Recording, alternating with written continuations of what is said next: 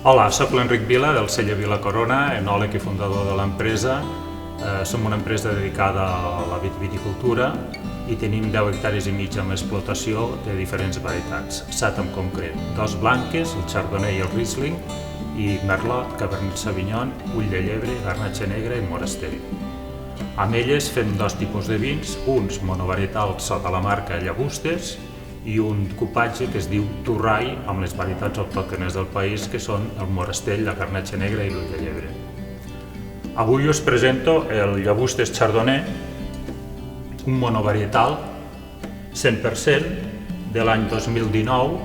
És un vi blanc sec, bastant aromàtic, amb molts records de pinya i lleugers tocs cítrics que sobretot es noten al final al punt de boca.